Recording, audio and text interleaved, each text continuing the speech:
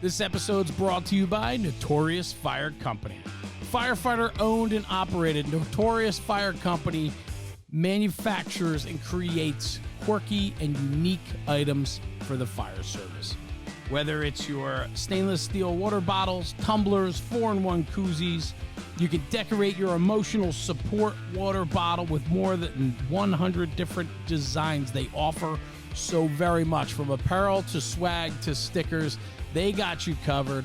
Check them out at notoriousfire.com. That's Notorious, notoriousfire.com. And check them out on social media, Instagram, Facebook, and TikTok at Notorious Fire. And this month with the podcast, if you use coupon code Fire Radio June 2023, that is Fire Radio June 2023, you'll get free shipping on all orders within the U.S. So check them out, notoriousfire.com. Lenny and the crew, they're making great stuff, and I have to tell you, with the summer upon us, the sticker packs are out of control. You got everything from Star Wars to pinups and everything in between. Slap them on your beer fridges, your coolers, and your tumblers, and celebrate the summer in style with Notorious Fire. A good supporter and longtime friend. We're happy to have him on the podcast with us. Check him out, notoriousfire.com, and coupon code FIRERADIO June 2023 for free shipping all across the U.S. Hey everyone, Jeremy, National Fire Radio. Welcome back to the podcast. Today's going to be just a quick 20-minute drop or so. I don't want to say 20 exactly, but it's going to be close to it. I'm trying to start to do more of these short form, idea-laced podcast episodes, just to kind of fill in the gaps between when we have guests and so on. The schedule's been so hectic that I'm trying to push out the craziness of it. And so we're going to be putting in some shorter form, different personalities and so on coming on to just build out the podcast platform. So today, excuse me, I just want to take on a topic that's been on my mind. I want to read an Instagram post that I posted back on July 4th. This one has to do with civic pride. And I just want to take it down that road just for a little bit. The Instagram post was posted on July 4th. It was also on Facebook. It's a picture of some older apparatus going down Main Street, USA, for the July 4th parade. The Instagram post read this way: Main Street, USA. Taking part in civic events like July 4th parades have been getting lost. As we focus more on ourselves today and less on community, July 4th and its traditions have become less important. Now more than ever, we need to celebrate our great country and show our children and grandchildren that we still care about the greater good and the blessings our forefathers bestowed upon our great nation. Get out and get involved. Lead by example and show our youth that it's not only good to love our country, but it's expected. God bless America. Now, I wrote that on July 4th. I wrote that because I'm thinking about my own childhood, and that's where I kind of want to just go back a little bit and talk about some things. Growing up for me as a kid, every July 4th, every Memorial Day, we went to parades as a family. And I feel like back then in the 80s and 90s when I was growing up, so put it in perspective, I was born in 1977. I was graduated high school in 1995 and then went off to college from 95 to 2000. So just put it in perspective, growing up, it was 80s and early 90s for me were really my formidable years of growing up. But I remember as a family, my father was a volunteer fireman in my town, in my community. He was also a council member. He ended up being mayor for several years. So we were very much involved in the community.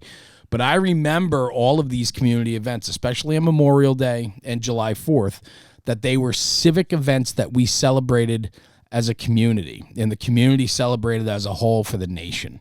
Memorial Day, super special, super important to memorialize those that protect our freedoms, and the least we could do is to go out and celebrate them and raise awareness for their sacrifices that they've made on us. And I just don't think we get the same response that we used to get. Civic mindedness is disappearing. I think we've come in a direction where it's more about the individual and less about the greater good. Where we used to worry about our neighbors, our friends, our companions, associates. We used to look out for one another. Now we steer around them. We walk with our heads down instead of our heads up. I don't know if that's bad or good, but this is a civic-minded conversation. Memorial Day, July 4th, celebratory dates that represent the greater good of our great country.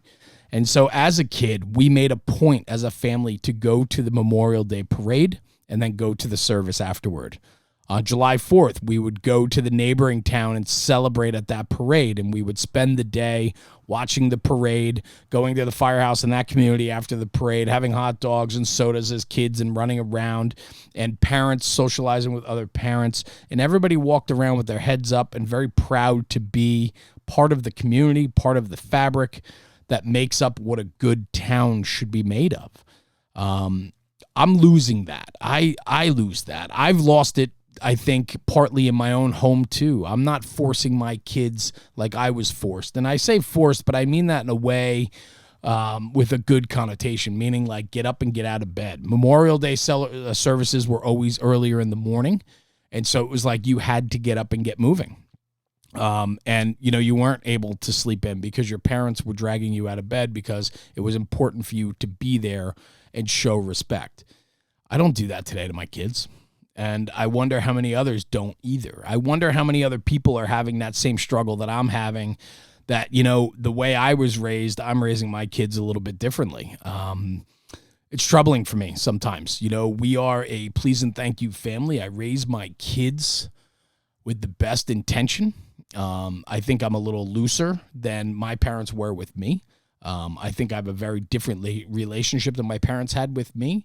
I don't know if it's any better or worse. My parents were amazing, but I know that my parents sacrificed everything for me and that their priority was not them. The priority was us, the kids. I wonder today how many people still make themselves the priority. It's a tough conversation, and that's why I wanted to talk about this real quick, because I always relate things back to the firehouse. And when you start talking about civic mindedness, when you look at like the volunteer fire service, which is the fabric that I'm cut from, I mean, you know, almost 30 years in the volunteer fire service, and I grew up in it in a household where I chased fire trucks on my bicycle. You know, we would do anything to go to the firehouse to see my father, or to pass by and buff a call with mom if we were out and were driving by. Like, those were moments as a kid that I remember, because calls weren't all too often in our community. It was 100, 200 calls a year back then. And, you know, chances are they were some type of call and not a bullshit run that we're doing 700 of a year, and so on. And so it was different back then. And so it was like, I remember as a kid passing a car fire on a road that they still had half the lane open. And I remember passing by and I was just in awe. I was absolutely in awe of the guys that were working at that car fire. As a kid, I was probably 6 years old. And I remember that. It left an incredible impression on me. I remember a fire at the building supply in town, which was like, the early day Home Depot or Lowe's. It was like every community for you younger guys, every community basically had a hardware store but had a lumber yard with it.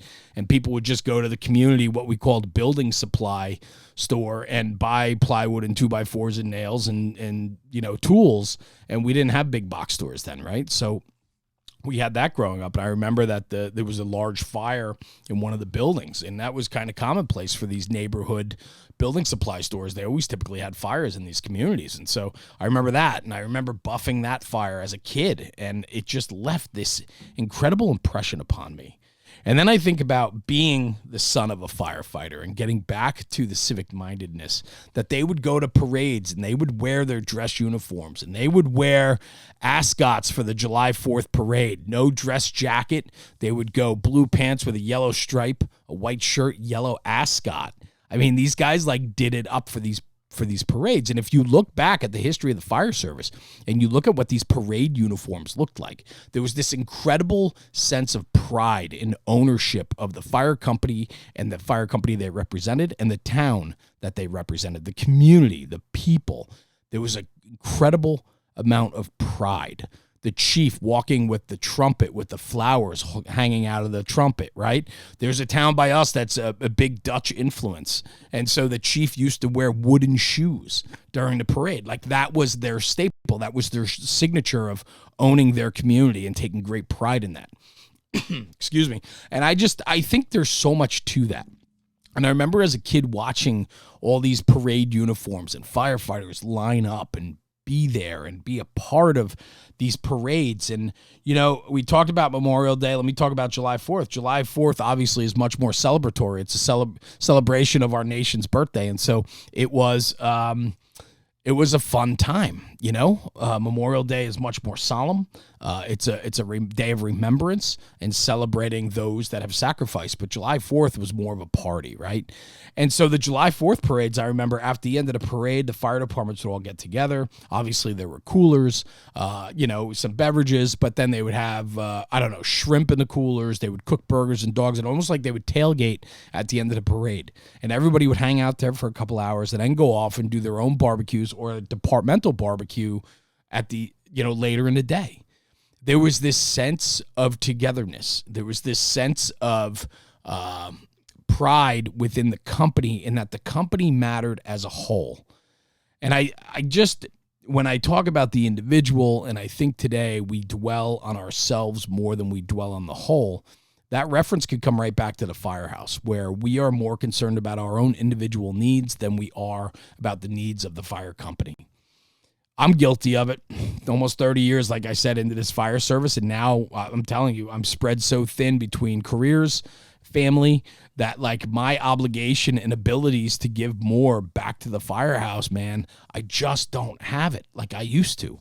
I used to be able to do everything, be there for everything, be that voice, even after calls. They just hang out in a volunteer firehouse for 10 or 15 minutes after the call, to just have bumper talk, bar talk, whatever it is, wherever you come from, whatever you do to decompress and where guys get to know one another and that informalness of camaraderie and brotherhood, that stuff's so important. And now it's like there's a culture where for the volunteer fire service, especially home response, you go to the call. Once you're done, you cut out. And I think we're losing the greater good, the bigger sense, the bigger picture. I'm concerned about that. And it's certainly something that's been on my mind. It was on my mind this July 4th, and that's why I talked about that in my Instagram and Facebook post, just about the civic pride, civic mindedness, the greater good. Put the individual to the side for a minute and think about the fire company, think about the community, think about our nation. These are things that we need to instill into our young people. Young kids that are coming into the firehouse, if they see that it's a transient place, meaning guys are coming and going and not spending time there, it doesn't become a home. It's not a firehouse anymore, right? Maybe it's a fire station. I've heard the difference between firehouse, fire station. People talk about that. However, or wherever you sit on that side of the conversation, I don't care. But I love the firehouse topic because a house is a home. It's where we spend our time. That's where we're comfortable. That's where you can let your guard down. And that's the way it should be. And when we don't have that and we get to a place where it's no longer that and we bring in new members and we want them to fall in love with the fire service, and yet we're just not giving them what they need because our time is limited or our expectations aren't there anymore for what we can truly do. We hold false expectations for the members coming in then. If we're not giving them a good display of how things are expected or the way we want them to be, if we're not living up to what we're trying to emulate to the new guy, if we're not staying after calls and bullshitting and talking and telling those stories, or if we're not on the way back from a run being vocal about the last couple fires and where they were in town as we pass by after that false alarm and we talk about, we remember we had that fire there, we did this. When we're not doing that type of stuff, we're not grooming and teaching the next generation. And it's so easy to fault this next generation. It's so easy to go down that road and point fingers. But frankly, I think it's us. I think it's our fault. I think we're not doing enough work. We have to put in the work and the effort and the time to teach this next generation. We have to teach them that the fire company is important. We have to teach them the community matters. It blows my mind when I see firefighters ignore the public or treat the public poorly or snap at people. I just don't understand that. And I think that that comes from a leadership within that fire company that doesn't promote the town and push the town ahead of our own agenda. And I think when you're serving, when you're in a service-oriented career, whether volunteer or career firehouse, right, even a volunteer service, we're there to protect and serve the public. And the public matters. They're our customers, and we need to take good care of them. We need to share with them how important civic-mindedness is, too. We need to educate them about who we are and the services we provide and why we do what we do. And it needs to be done in a professional and courteous manner. All of these things matter, and I think this is where it comes from. When we put the fire company first, when we show up at the firehouse, we should check our individualism at the door for a while and get rooted and instituted there. And then bring personality into it. And when you bring your personality into it, that's when it gets a lot of fun. But you have to understand how the machine works before you can become part of the machine. So we need to have directions. We need to have a way to teach and educate this next generation about what the expectations are so that they know where they fit in. And that's really important. And part of that is that civic mindedness, getting back to those parades and events and meetings and company picnics and individual parties or baptisms or birthday parties or whatever it is. Buy into your people, become part of the community, become part of the fire company, and give back to it. I promise you it's worth it. I absolutely promise you it's worth it. I'm struggling. I'm struggling big time right now, personally, with the fire company. Excuse me. I've been battling this cold. I've been struggling for the last few months with just a few things, and I've been doing calls when I'm available, but the other things, they've just become hard for me to do for a few different reasons. But, one of them is just time and time management. And I have to figure out where on a priority level things fall in my life. And unfortunately, there's a lot of things happening right now with my career, with NFR, with my family, that is limiting my abilities. And so that kills me. So I had to look at the prioritization of the fire service and say, well, the most important thing is going on calls, getting the apparatus on the road, serving the public. That takes precedent over anything else. If I can make some meetings or, schedule drill nights or things like that, I will. But I prioritize calls over the other things because I feel that that's most important. But that's a struggle for me because when I don't make the business meetings or I don't make the hangout nights or cleanups or things like that, you feel like you're one step removed. And I think that that's what happens in the fire service is when we allow people to become one step removed and they're not there regularly, they start to fade away. And I don't see a lot of people chasing these people back down and bringing them back in. And we need to do better at that. And that means the greater good of the fire company. If you see somebody taking a step back, if you see somebody that hasn't shown up in a while, call them, reach out to them, ask them what's going on. Maybe they got something that they didn't want to share. And maybe you just reaching out might be that ray of sun that they need that day to just kind of get them back in the conversation of and remembering that the firehouse is there for them. And maybe they're going to come back around. Maybe they'll show back up. Or maybe they're going to let you know that something's wrong. We have an obligation to, take care of our people. And, there's some management and leadership styles that just don't believe in that. And they think that, you can't let the convicts, run the prison type I just heard that the other day and I lost my shit because any fire chief that says something like that is a guy that is there for himself because the convicts do run the prison. That's how it works in the fire service. The fire chief works for the people. The fire chief works for the people of the town and the firefighters that are responding. And any fire chief that points at himself and says, me, I, there's a problem. There's a big problem there. And that problem could be chasing people away. And so think about the greater good. Think about why you got into the fire service when you did, whether it was 50 years ago, 60 years ago, or 5 years ago, anywhere in between. Think about why you got into it and how good it was for you. If you stuck it out and you've been here more than a couple of years, I have to think it's been good. I have to think that the upside has been better than the downside. And if it has, then think about that. Circle back to it and remember why it was so good for you. And maybe it was, just the fact that you let yourself go to enjoy it. And maybe we need to just be doing more of that. If we're not having fun, we're doing it wrong. I think Jay Muller, who passed away out of the Carolinas a few months ago, I think that was one of his lines. And I'm sorry if I have that wrong, but if we're not having fun, we're doing it wrong. And I think that that's important. Firefighting is fun. It's a serious job, man. We all love going to fires. I mean, if you're a firefighter, you love going to fires. That's just fact. But it doesn't mean we can't have a lot of laughs and enjoy it along the way. And we do it with some of the best friends in the world and the best people in the world. And don't forget that. So circle back to it and think about your early days of why you got involved and how good it was to you and what it's done for you. And maybe if you're down in the dumps right now, or you're struggling with it, or you're that one step removed right now, maybe if you think back to the early days, it might fire you back up a little bit to maybe show your face up again and just do a little bit more. We need guys to do more than ever. And I know that's hard as manpower is dwindling.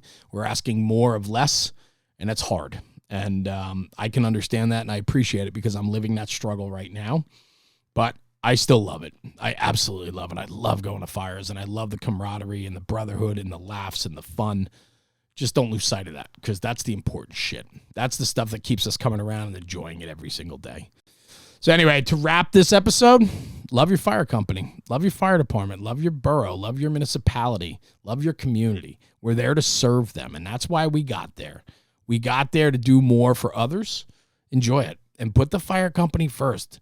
Check your shit at the door when you arrive and get involved and be a part of it. And then promote it and tell people about it and be proud of being a firefighter in your community, and let the public know, let your friends know, and let your children see it. And maybe we can raise the next great generation of firefighters. Anyway, just some random thoughts, 20 minutes out the door. Guys, thanks for tuning in. I appreciate you listening to one of these rants. And we'll see you at the next episode. So thanks for tuning in. We appreciate it. Don't be afraid to reach out. Podcast at nationalfireradio.com. It's where you can find us. Send us a message. It might take us a few days to get back to you, but we will get back to you.